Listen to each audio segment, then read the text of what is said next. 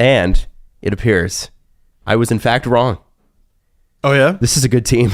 They're not bad. Really put it together.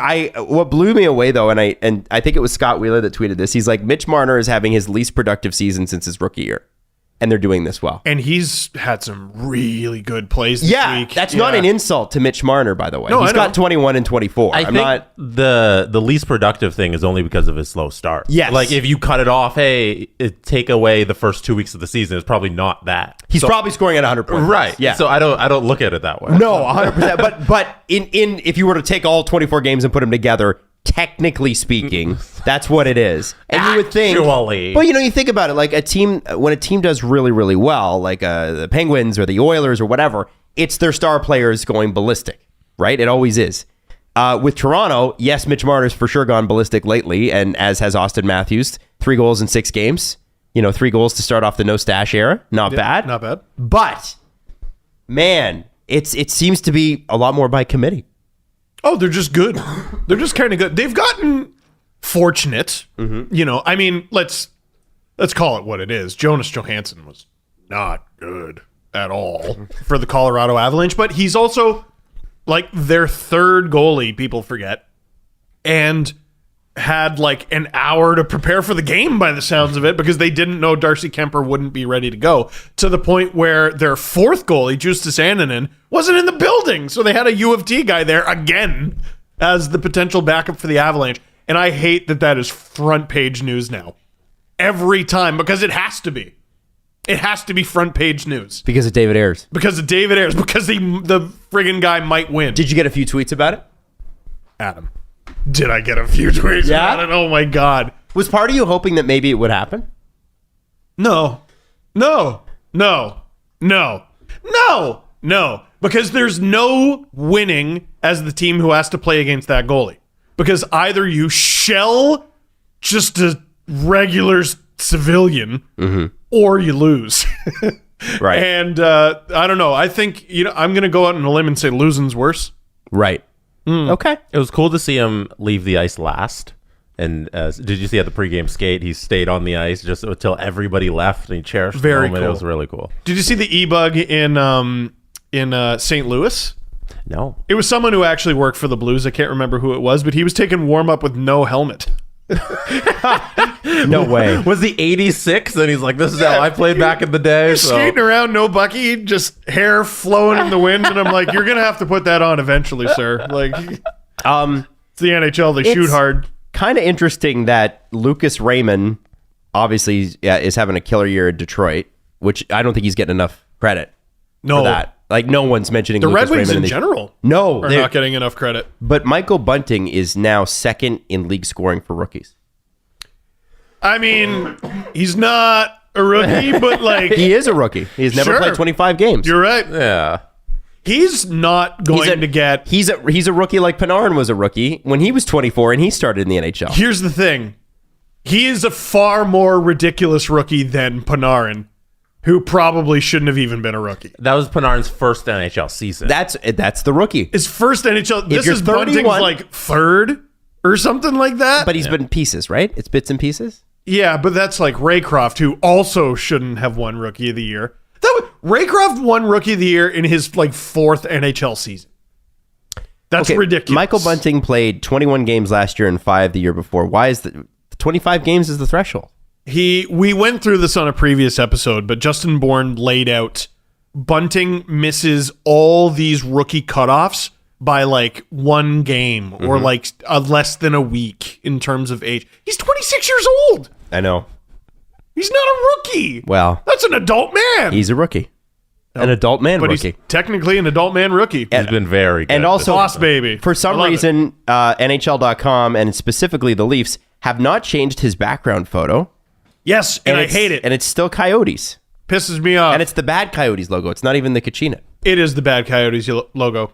It's so many people have been talking about Matthews to the Coyotes over the last week that this graphic went up with Matthews in 4 different Coyotes jerseys, and I was like, this is less a shot at Leaf fans and more a condemnation of how bad the Coyotes jerseys used to be. They were bad. They were bad. Well, they had a great jersey, and then they moved off it. Yeah.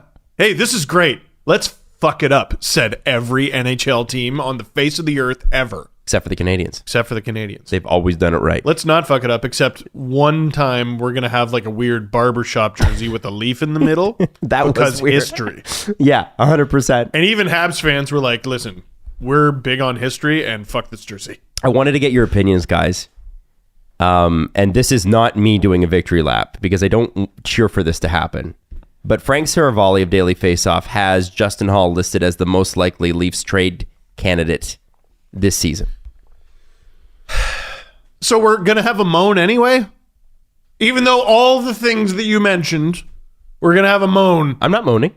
You were I'm not having a happy. moan about Justin Hall and his bad season. No. And the fact that he's not named Jared McCann.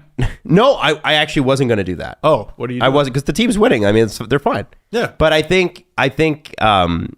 do think every time I bring up Justin Hall, people get mad at me for bringing up Justin Hall because they think it pertains to that, because I had strong opinions on that. Right. Now it's in the past. You have Justin Hall. My question is, because they've got Mikheyev coming back, they've got some cap issues they got to sort out. Somebody's got to go. Is it Clifford going back down? And into the playoffs, where Justin Hall did do well last year, do you want to lose that guy now? Really? 25 games in? I don't think it makes much sense. Like, to even have him. Also, with the Leafs cap situation, I've stopped trying to figure it out. It's too difficult. Because it always just works out somehow. Yeah. Listen, they have a really smart guy in charge who literally made the rules, the very stupid, silly rules. Peter Mrazek is on the Marlies right now because of the rules, the very stupid, silly rules. So, like, I've stopped giving a shit. I've stopped caring about it. And I wait for the insiders to be like, the Leafs are cap strapped. And then I go, oh, no, they are. But then, Myrtle tweets something like, actually, they have $1 million in space. And I'm like, oh, see, everything's fine. I told you. And then somebody gets injured around, like, I don't know, mid-January. And we're like, oh, that frees up $4 million because they're on IR. Yes. And it's just free money. Like, it's weird that Peter Mrazek, who was like a very big free agent signing, gets injured. And a small piece of the management team goes, yes, More players. yo, let's get Kyle Clifford for free. What? Like, I don't understand Injuries any are of it. going to happen. And apparently for the Leafs, injuries are great. Yes. I assume Clifford goes down because why wouldn't he? Yeah, because you can, right? He's Kyle Clifford. Like, you don't need that. Don't you? No. What do you mean? Because why? Why do you need that? Doesn't he add value? You know They what would obviously make this added him. first place team better? Kyle Clifford. No. Why? How come? In the year of our Lord, 2021? This isn't 2014. Why? Why are we doing this? I don't understand. I did have a thought. I'm sure you had several. Oh, man. I did have 40,000 thoughts at the same time that I need drugs for. But let's talk about, so I did want to talk about another marginal Leaf who, Joey Anderson?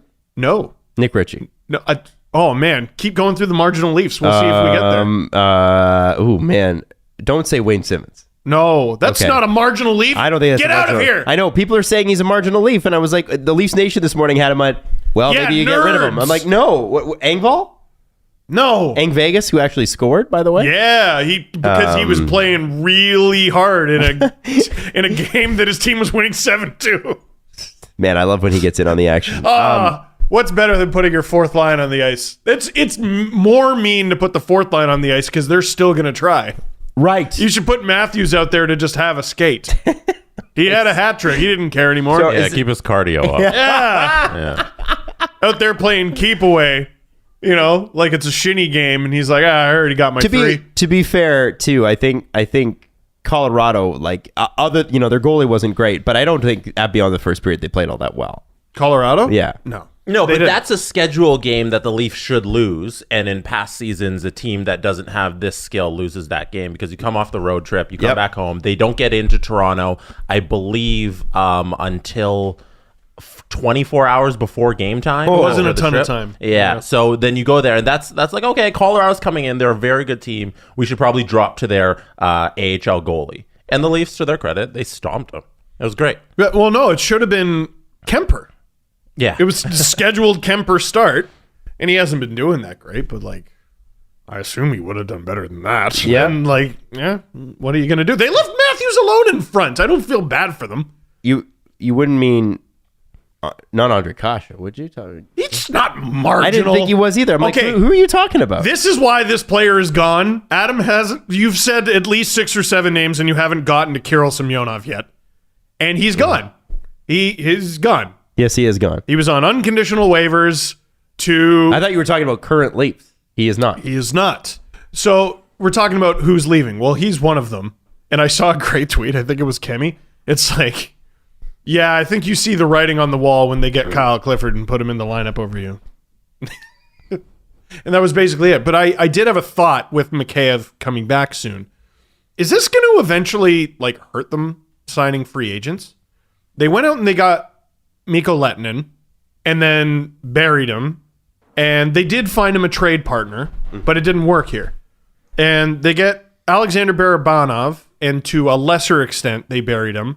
And it didn't work out here. And they did find a trade partner, but it didn't work out here. And they get Ilya Mikheyev, and it did work here, but he doesn't like it here, and he asked for a trade away from Well, he's here. also been injured and had trouble finding a spot. Been injured a couple times. Well, he's not going to have an easier time finding a spot. They're in first friggin' place. And then Kirill Semyonov, you can add to the list, who is also Ilya Mikheyev's friend.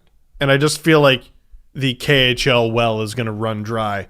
And as I even say that, as those words come out of my mouth, I realize I don't care. Well, I was gonna say like, Adam, what benefit? we're going to have such a man. hard time finding a 13th forward. Where are we gonna get Igor Ozhiganov part 2?